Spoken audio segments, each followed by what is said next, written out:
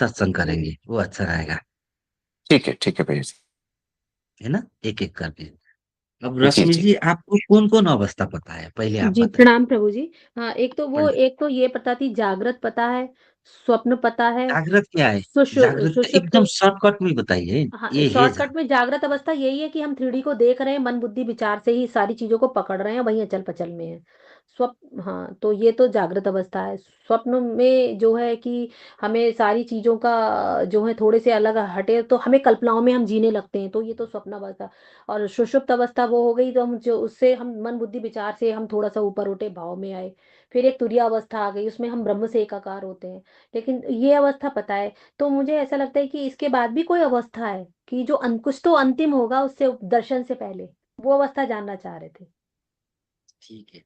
आपको तो समझ है रश्मि जी, अगर बात बताऊं तो।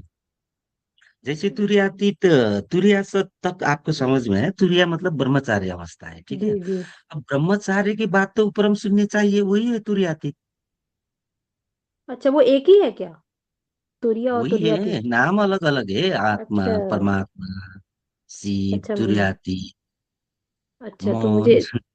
अच्छा, मुझे ऐसा लगा ना जैसे तुरियातीत यानी कि तुरिया से तीत, यानी कि तुरिया से अलग हटके ये भी कोई एक अवस्था है, इसलिए मैंने पूछा। तुरिया अतीत, उससे पार।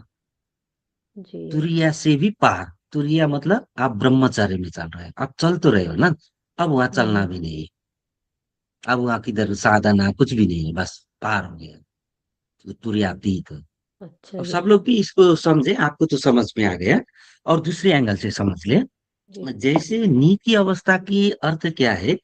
नींद का अवस्था है, वो सोकर नींद नहीं की, हम का वैराग्य घटने से पहले का जो संसार में जीते हैं ना, हम ऐसे मैं, मुझे ये चाहिए, वो चाहिए, ये करना, वो करना करके जो जी रहे हैं, उस अवस्था को नींद अवस्था कहते हैं। अब नींद के बाद क्या है? सुसुप्ति आ जाती है। अब सुसुप्ति अवस्था आपको वैराग्य घटी, अब आप साधना में थोड़ा आगे बढ़ रहे हैं। सुसुप्ति अवस्था, समझ रहे? अब ब्रह्म ज्ञान घटित हो गया आपको। अब क्या कि आपको पानी को पानी देखने लगे, मिट्टी को मिट्टी देखने लगे, आपको ब्रह्म ज्ञान हो गया। अब ये हो गया जागृत अवस्था। अब आपको पता चला ये पंच तत्व से बना हुआ जगरी दुनिया है।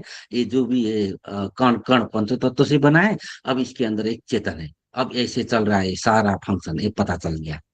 अब उस तरीके से अपना दिनचर्या कर रहा है, वो है जागृत अवस्था। समझ में आया जागृत अवस्था?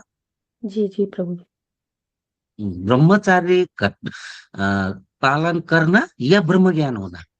भला ही वो ब्रह्म ज्ञान के बाद अच्छा करता है बुरा करता है, ये मैटर नहीं करता, वो कुछ भी कर सकता है ना।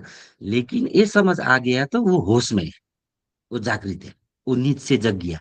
अब वो संसारिक की तरह, अब उसको पता चला ये ऊर्जा स्वरूप है, इस तरह तो ब्रह्मांड चल रहा है। और उसमें एक चेतन इसको पूरा मॉनिटरिंग कर रहा है। अब उसको ब्रह्म ज्ञान में पता चला। तो ये जागृत अवस्था है ना। तुरैयातीत भी समझ में आ गया। समझ में आया? जी प्रभु अब जी। तुरी अवस्था क्या है? वही जागृत के बाद हम जाते हैं ब्रह्मचार्य में। तुरी की अवस्था है। अब जब वो तुरी की अवस्था पार करते हैं, अब तुरैयातीत हो गया। ब्रह्मचार्य पूर्ण रूप में साधने से पूरा अहंकार गिर जाता है। तब उसका दर्शन होता है, वो है तुरैयातीत अवस्था। ठीक है।